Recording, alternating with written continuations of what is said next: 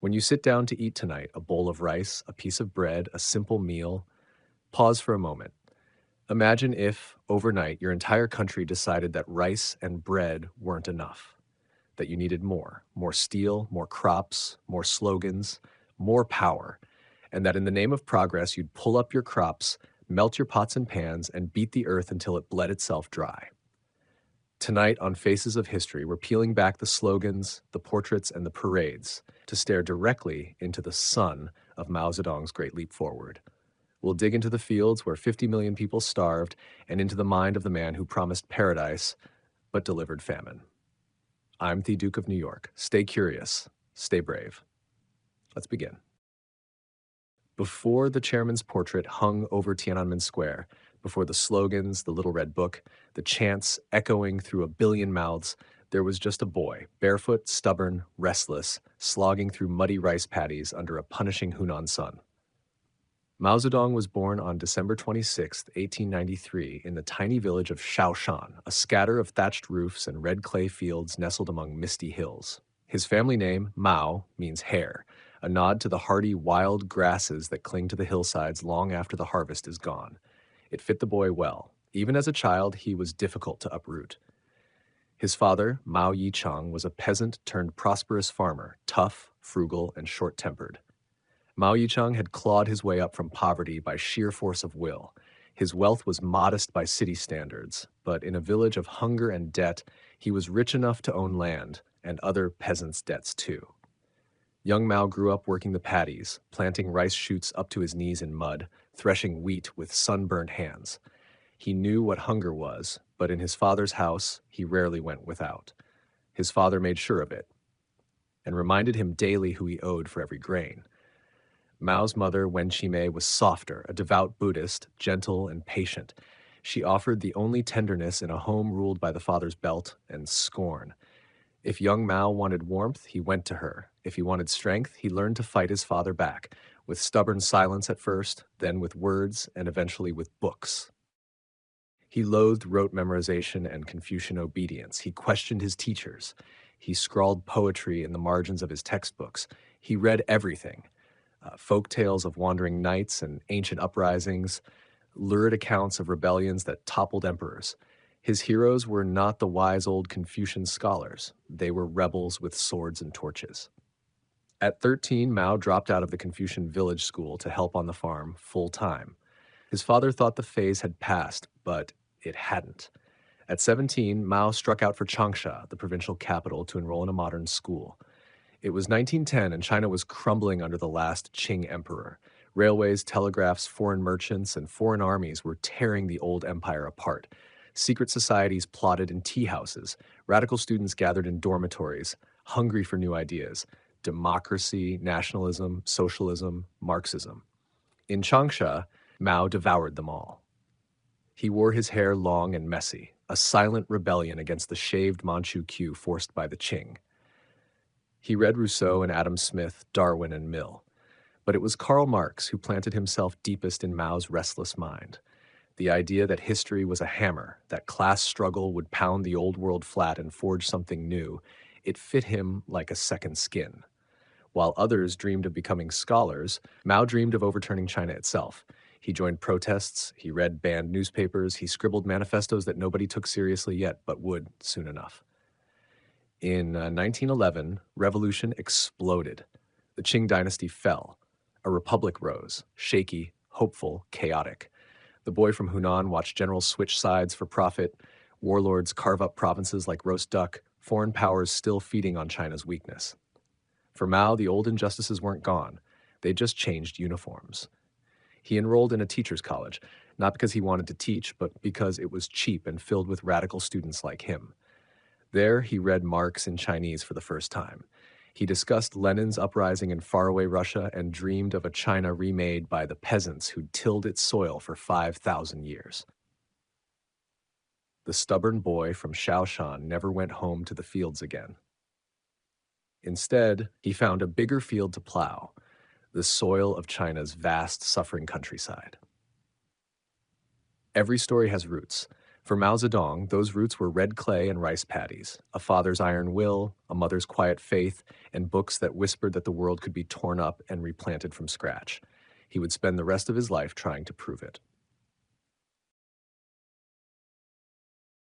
When Mao Zedong first called himself a revolutionary, he was just another voice in a swarm of radicals, students, anarchists, nationalists, and dreamers trying to carve out a future from China's crumbling empire. But where others dreamed of quick rebellions, Mao dreamed of something bigger, a revolution that would never stop. 1919, Beijing. Mao is 25, dirt poor, half a teacher, half a librarian's assistant at Beijing University. The university is the hottest forge of radical ideas in China. Marxism, anarchism, feminism, nationalism, debates echo in smoky tea houses and cramped dorm rooms. Mao listens more than he speaks, soaking it all in. He's quiet but shrewd, writing essays that warn that true revolution must start in the countryside, not the cities. That year, students erupt in protest, the May 4th movement. They burn foreign goods, storm government buildings, demand an end to warlords and imperialist meddling. Mao joins them, printing incendiary pamphlets and editing underground journals. But talk alone can't break chains. By the early 1920s, Mao has moved back south to Hunan, his home province, a cradle of peasant misery and simmering rage. Here he sees what many urban Marxists miss. China's cities may be loud and modernizing, but its villages are timeless and suffocating. Peasants bow to landlords and warlords alike, trapped in cycles of rent and debt older than the Great Wall. In 1921, Mao joins 12 men in a tiny Shanghai classroom, the founding meeting of the Chinese Communist Party. No fanfare, just a few radicals, borrowed chairs, and a hope that Marx's words could spark fire in Chinese soil. Mao is no one's first pick for leader. He's rural, scruffy, more comfortable with peasants than party elites. But he has something many don't, a vision that China's real revolution would rise from the fields, not the factories. He begins organizing peasant associations in Hunan, encouraging villagers to stand up to landlords, to seize land, burn tax records, smash ancient hierarchies with sickles and pitchforks. China's ruling nationalist party, the Kuomintang, notices. At first, communists and nationalists are uneasy allies, fighting warlords and foreign powers, but mistrust festers. By 1927, the fragile alliance shatters. Chiang Kai-shek, the nationalist leader, purges communists by the thousands. Shanghai streets run red with blood. Party leaders flee. Many break. Many die. Mao doesn't. He retreats deeper into the countryside, to the hills of Jiangxi, where he plants the seeds of a guerrilla army. In the remote mountains of Jiangxi, Mao builds a new kind of state within a state. Land reform, peasant schools, rudimentary healthcare, and an iron grip on discipline. His Red Army is part military, part mobile government. Peasants feed it. Soldiers protect the peasants. Mao perfects guerrilla tactics, vanish when strong enemies advance, strike when they rest. But the nationalists won't let him grow unchecked. They encircle him again and again, tightening the noose with scorched earth tactics and mass executions. 1934, the Long March. Encircled and outgunned, Mao and his followers abandon Jiangxi. What comes next is legend, the Long March, 6,000 miles on foot through some of China's harshest terrain. Snowy peaks, swamps, enemy fire, starvation. Of the 80,000 who begin the march, fewer than 10,000 survive. But those who do become legends themselves, bonded by suffering and belief. The march destroys Mao's rivals within the party. The soft-spoken librarian from Hunan emerges hardened, the undisputed leader of a hardened core. A new enemy arrives, Japan. While Mao's communists regroup in the remote caves of Yan'an, Japan invades China in 1937. Cities fall. Millions die. The nationalists shoulder most of the fight, but the communists use the chaos to expand their rural base.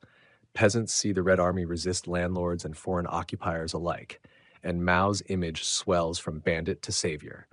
By the time Japan surrenders in 1945, China is exhausted, but the Civil War reignites immediately. The nationalists, bloated with corruption and American aid, face off against Mao's disciplined Red Army. Rural peasants, sick of warlord taxes and empty nationalist promises, side with the communists in droves. 1949. Beijing. The mandate shifts. On October 1st, Mao Zedong stands atop the gate of heavenly peace and declares the birth of the People's Republic of China.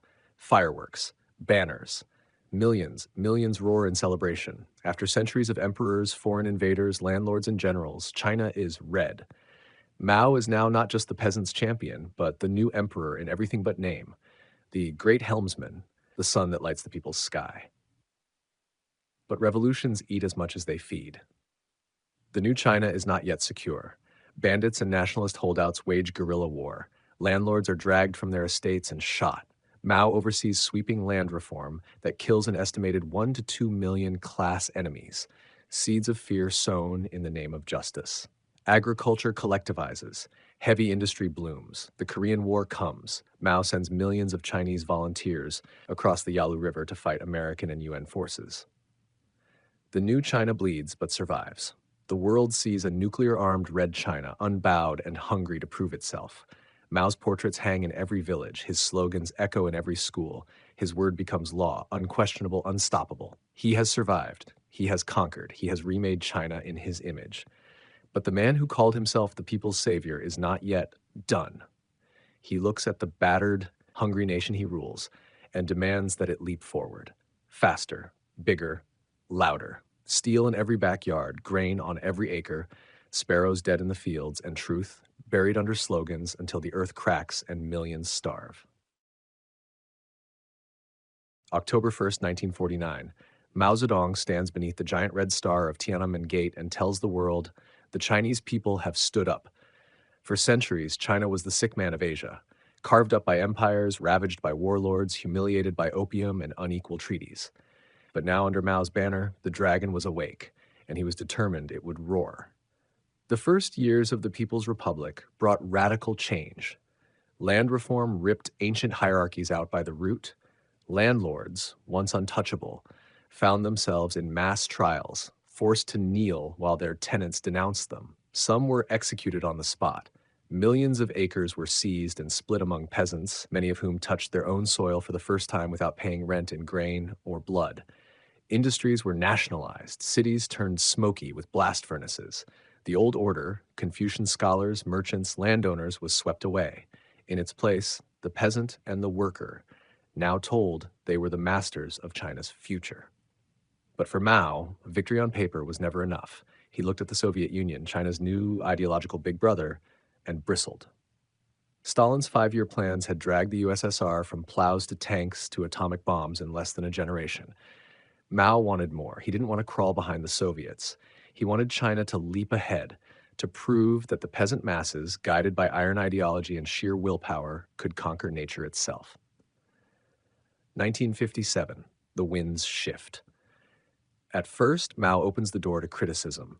The 100 Flowers Campaign, he calls it. Let 100 flowers bloom, let 100 schools of thought contend. Intellectuals, students, farmers, they speak up, timidly at first, then in a torrent. They complain about corruption, waste, brutality, failed promises. Mao listens. Then he snaps the door shut. The 100 Flowers give way to the anti-rightist campaign. Those who spoke too freely are branded rightists. They're sent to labor camps, silenced, re-educated. Tens of thousands vanish into the wilderness to break rocks and starve, a grim rehearsal for the horrors to come. 1958, the leap takes shape. Mao stands before the Party Congress and announces an idea so big it needs a new name, the Great Leap Forward. He promises that China, mostly rural, mostly barefoot, will outproduce Britain, an industrial titan, within 15 years. Then he shrinks the goal to just a few. Steel and grain, the twin engines of Mao's utopia, will roar together. Villages will transform overnight into communes of thousands. No more private plots, no more private kitchens. The collective will feed everyone. The family itself will dissolve into the revolutionary family of the nation. The first spark, steel. China needs steel to build tractors, railroads, power plants, but the factories in Shanghai and Manchuria can't make enough. Mao wants every village to become a steel mill, so peasants build backyard furnaces, brick kilns fed with scrap metal, fueled by trees torn from forests, by doors and furniture and fences burned to keep the flames high. By day, farmers plant rice. By night, they melt their woks, plows, and bed frames into molten lumps that pass for steel. Villagers who fail to meet quotas risk being labeled rightists, so they meet them, whether they can or not. Pots and pans become slag. Tools vanish.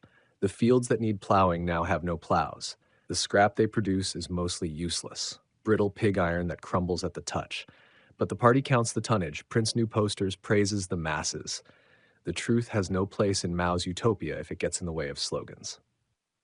The second spark, grain. Mao's advisors promise bumper harvests. They boast of new farming methods, deep plowing, close planting. They say rice planted tight together will stand taller and stronger, feeding more mouths than ever before. Local cadres compete to outdo each other, boasting harvests no soil could ever yield. They report fake numbers, grain mountains that don't exist. The state takes its share based on these false reports. What remains is too little to feed the peasants who grew it. Fields are stripped bare. Some villages hide food in pits. Some peasants steal from their own communes. Getting caught means beatings, prison, or worse. The engine of fear whirs to life. Across China, local officials, desperate to look loyal, punish dissent without mercy. Work brigades march peasants into the fields to break new ground, even in winter.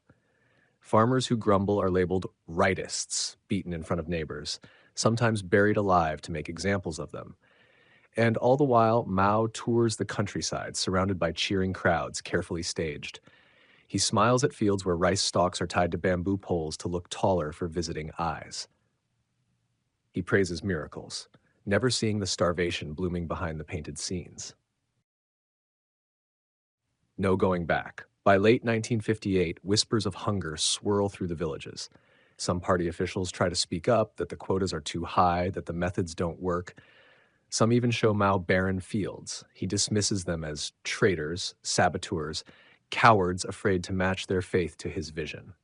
Liu Shaoqi, once Mao's close ally, visits his home province and sees people starving. He calls it what it is, man-made disaster. For that, Liu signs his own death warrant, but that comes later. For now, the slogans grow bigger than the truth. The leap must succeed, and if it doesn't, the people will pay for it with their silence and their lives. China has begun its leap, but it is not leaping forward. It is leaping into the abyss. In the tale of the Great Leap Forward, few episodes capture its fatal mix of blind faith and brute force, quite like Mao's war against the smallest enemy of all, the sparrow.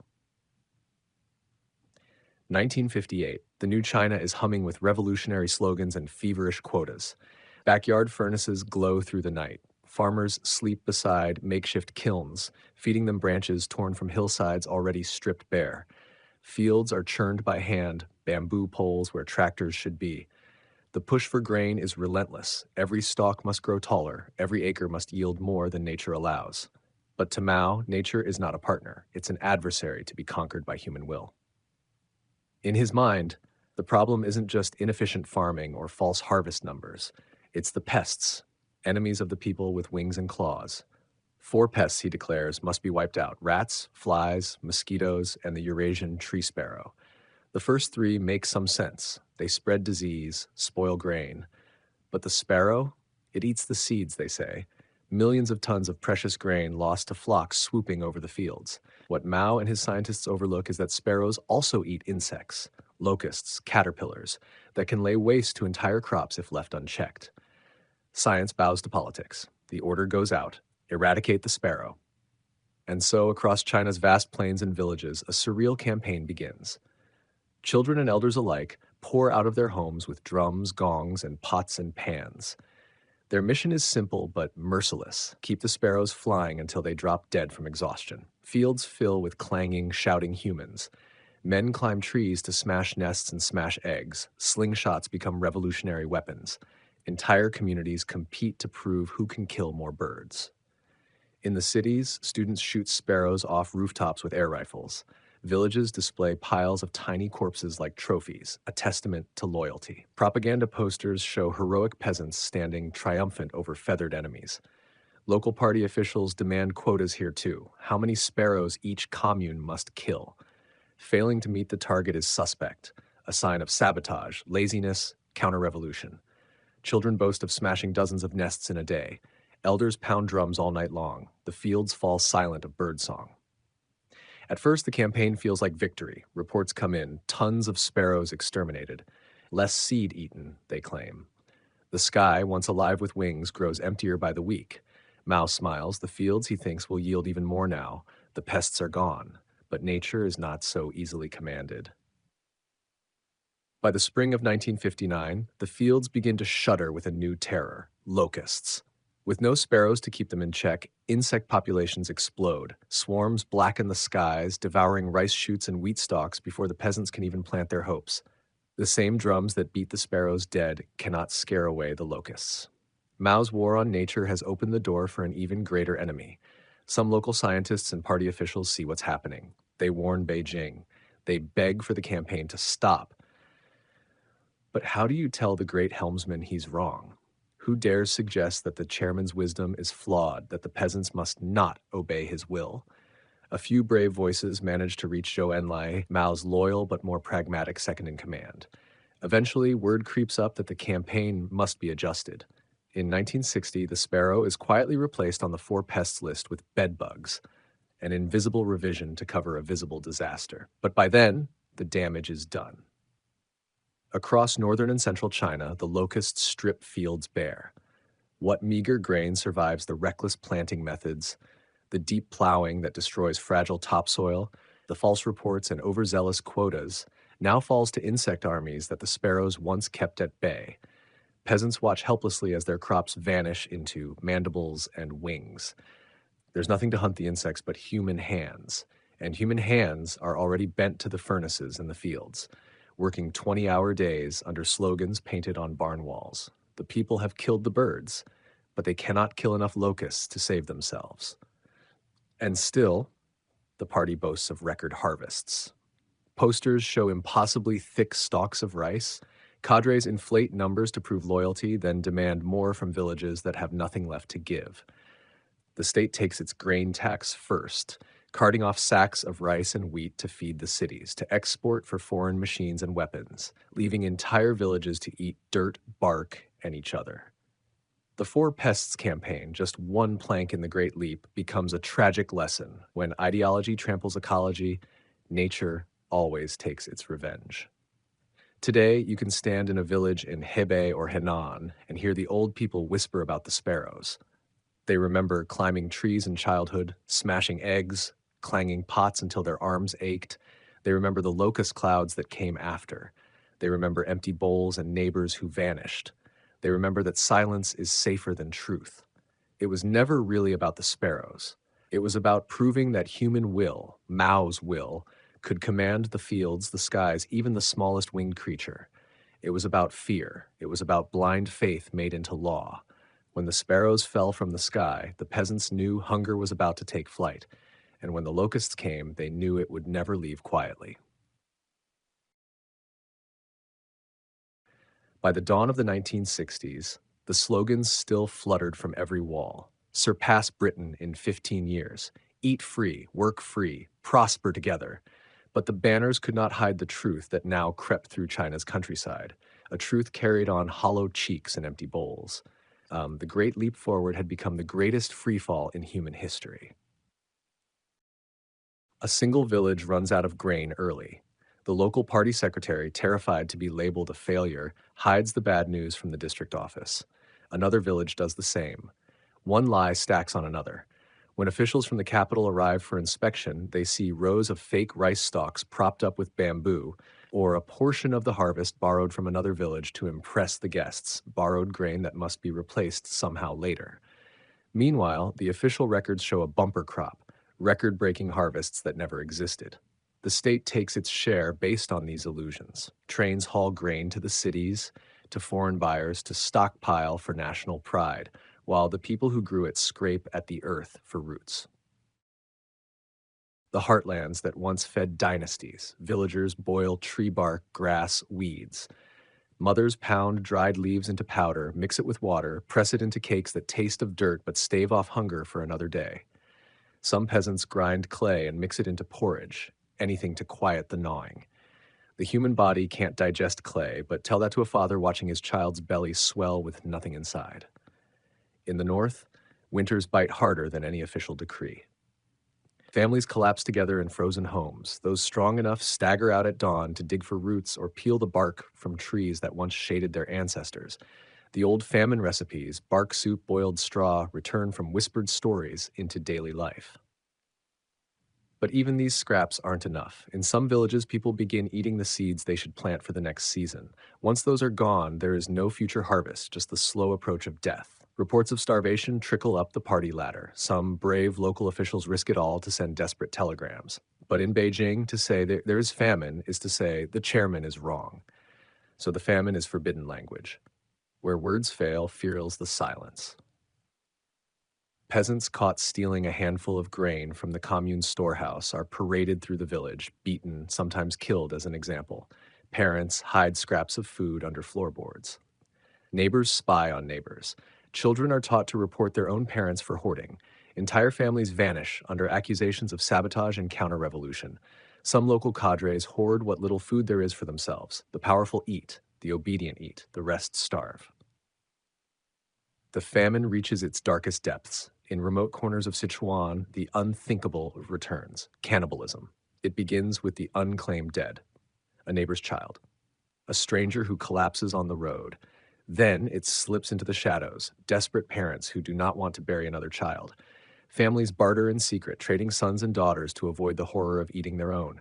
Villages shrink to skeletons. Entire communities vanish from maps, their fields untended, their houses reclaimed by weeds and silence. And still, the propaganda rolls on. Posters show radiant peasants smiling above slogans of abundance. State newspapers print absurd harvest claims while entire provinces go dark with hunger. Party rallies thunder with songs about victory over nature. The rice bowls on the stage are full. The bowls in the villages are empty. Those who speak the truth risk their lives. Peng Dehuai, a decorated Red Army general and hero of the Korean War, visits the countryside and writes a private letter to Mao. The people are starving. The plan is failing. Instead of gratitude, he is branded a traitor, humiliated at party meetings, purged from power. If a marshal of the revolution can be destroyed for telling the truth, what hope does a farmer have? The machine keeps moving. Quotas stay high. The commune kitchens, so proudly built, close their doors when there's nothing left to cook. In some counties, 1 in 3 people vanish. Some estimates say up to 50 million perish between 1959 and 1962, the largest famine ever engineered by human policy, hidden behind red flags and forced smiles. At its height, the Yellow River flows past villages too weak to bury their dead. They lie in shallow graves, sometimes no graves at all, bones scattered by dogs. But death is only part of the story. Silence is the other. When the famine finally recedes, when the fields green again, when new slogans replace the old, no one dares speak of what really happened. Families hush the memories behind locked doors. Children grow up beside grandparents who refuse to talk about the winters they survived by eating leaves and the unthinkable. In official history, the famine becomes a footnote, a natural disaster, blamed on floods, droughts, bad weather. But anyone who stood in the fields knew the disaster was human. It was policy. It was fear of telling the truth. A famine made by lies, sustained by silence, survived by those who learned not to speak. Why did he do it? When we look back across the bones buried under rice paddies, across the slogans painted over empty bowls, across the silence that still hums in village courtyards, one question refuses to die. Why did he do it? How does a boy from a muddy rice field in Hunan, who knew what hunger felt like under his father's stern hand, become the man who could let 50 million starve? To understand Mao Zedong, you must first understand that for him, suffering was not a sign of failure. It was proof that the revolution was alive. Revolution was never just an event to Mao. It was a state of permanent struggle, the engine of history. He believed that without struggle, people grew soft, selfish, counter-revolutionary. He once said, "A revolution is not a dinner party." To him, it was war. If millions had to bleed, starve, bend, or break for China to stand tall, so be it. In Mao's mind, the end always justified the means. And the end was glorious. A peasant utopia with steel smokestacks on every horizon, tractors plowing rice paddies once tilled by ox and bare hands, children reading Marx instead of Confucius. A new China, where the poor would be so equal they wouldn't even need money. But behind the slogans was another truth. Mao didn't just want a new China. He wanted to shape every thought within it. He wanted the loyalty of a billion minds. He wanted nature, industry, grain, even birds in the sky to obey his will. Doubt was the real enemy. Again and again, those close to him tried to speak the truth. Advisors warned that backyard furnaces were folly. Scientists pointed out that sparrows balanced the fields. Local officials begged him to lower grain quotas when they saw empty storehouses. But Mao believed truth was flexible, a tool to bend toward the revolution's needs. He once told his ministers, "People like me crave struggle. When there is no struggle, I do not feel well." Struggle kept the party hard. Struggle kept the people fearful and loyal. Struggle made him irreplaceable. By the late 1950s, Mao's authority was absolute. No warlord, no emperor, no dynasty had ever commanded so many lives so completely. To admit error was to lose face. To lose face was to lose the mandate, not of heaven this time, but of Marxist history. So Mao could not be wrong. If the harvest failed, the peasants must have hidden the grain. If the people starved, local cadres must have betrayed the party. If sparrows vanished and locusts swarmed, then the peasants had not killed enough insects. If reality disagreed with the vision, reality must be remade. And when reality could not be remade, it was buried under louder slogans. Fear sealed the silence. Who would correct the chairman? Peng Dehuai tried once. He vanished into forced labor and disgrace. Liu Shaoqi, once president of China, dared say the famine was man-made. A few years later, he would be beaten in a dark cell, left without medicine, dying of untreated illness. His ashes scattered secretly so no grave could become a shrine. When the highest voices were silenced, who would listen to the cries from a village in Sichuan, a hamlet in Henan, a widow in Anhui? Better to repeat the slogans and live than speak the truth and vanish. Was it madness? Some say yes. Was it monstrous? Unquestionably. But Mao's mind was not empty of purpose. He truly believed China needed purifying fire, an endless hammer pounding the old society into revolutionary steel. In that fire, a few million broken bodies was a price worth paying. To Mao, the peasants were the clay, and he was the sculptor, chiseling a new world with famine and fear as his tools. And when the leap failed, when the dead lay in shallow graves and the land went silent, Mao did not kneel in shame. He stepped back, let his lieutenants take the blame, and waited.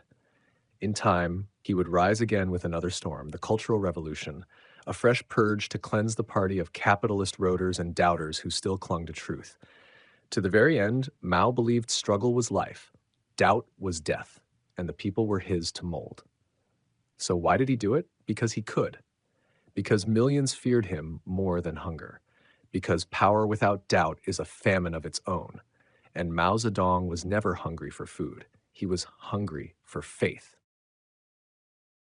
By the mid-1960s, the winds shifted once again in Mao's China. But the scars of the Great Leap Forward remained buried, hushed up under fresh slogans, new portraits, and a new storm called the Cultural Revolution. The famine had hollowed out the countryside, silenced entire provinces, and shown the world and the party what Mao's absolute vision could cost. Yet for Mao, the famine was never spoken of as a crime nor a mistake. It became an unspoken ghost, a secret everyone knew but few dared to name. He pivoted. He watched as some within the Communist Party, practical men like Liu Shaoqi and Deng Xiaoping, stepped in to sweep up the wreckage. They loosened the communes, gave farmers back tiny plots of land, allowed small private markets to return. Slowly, the empty bowls filled again, not because of Mao's iron will, but because others loosened his grip just enough to let peasants breathe. But the chairman saw their pragmatism as betrayal. He called it taking the capitalist road. So he prepared his next purge. 1966, the Cultural Revolution. Mao rose from the shadows of the famine like a god of struggle reborn. He called the youth to his side, millions of red guards, teenagers with bright armbands, and Mao's little red book clutched to their chests. They smashed temples and ancient graves, tore down old family shrines, beat teachers in the streets for speaking old thoughts. Liu Shaoqi, the same leader who had dared say the famine was man-made, was dragged from office, humiliated, beaten, left to die in secrecy. Deng Xiaoping was exiled to a tractor factory. Truth was rewritten again. Dissent was purged again. Fear returned, sharper than before. While the peasants still whispered about the hunger years, The children shouted slogans that made their grandparents shiver behind locked doors. Yet time is the enemy of every strong man. Mao aged. His teeth rotted, his body failed, but his grip on the revolution and on the truth did not loosen. He presided over a broken countryside that worshipped him on walls and statues, but held its tongue behind them. On September 9th, 1976, at 82 years old, Mao Zedong, peasant son of Hunan, librarian turned revolutionary, chairman turned god, died in a bed inside Zhongnanhai, the red-walled leadership compound beside the Forbidden City. In life, he had brought emperors and landlords low. In death, he lay embalmed like one. His face, once stamped onto 1 billion walls and coins, now lay waxy under glass, guarded by soldiers in the mausoleum that still stands in Tiananmen Square. When Mao died, a quiet reckoning began, carefully behind closed doors. Deng Xiaoping returned from exile, outlasted his enemies, and rose to power. He did what Mao never could, open the window to the world. He let foreign investment pour in, let markets revive, let peasants own small plots again. China grew, skyscrapers rose where backyard furnaces once failed. But with that growth came a bargain, prosperity in exchange for forgetting. The party never fully opened the archives. No national monument marks the fields where millions starved. No official holiday remembers the villages that vanished. To speak too boldly of the famine, to say its true name, is still dangerous in some corners of China today. Yet the ghosts remain in dusty village lanes. Elders whisper when the harvest is poor. Don't waste grain. Remember the years of bitterness. Families tell children stories of bark soup and grass cakes, so they know never to take a full bowl for granted. China rose, but it rose on bones buried under rice paddies. Mao once said to read too many books is harmful. Perhaps he was right, because books remember what slogans bury. Books remember the sparrows falling from the sky. They remember the mothers pounding tree bark into a meal. They remember that the smallest lie can grow into the greatest famine when truth itself is starved. So tonight, when you sit down to eat, a bowl of rice, a slice of bread, a full plate, pause for a moment. Remember the fields where millions had no bowl at all. Remember the truth that was forbidden to feed itself. Remember that power without doubt can starve a nation. I'm the Duke of New York, and this was Faces of History. Stay curious, stay brave, and never forget that silence can be the hungriest tyrant of all.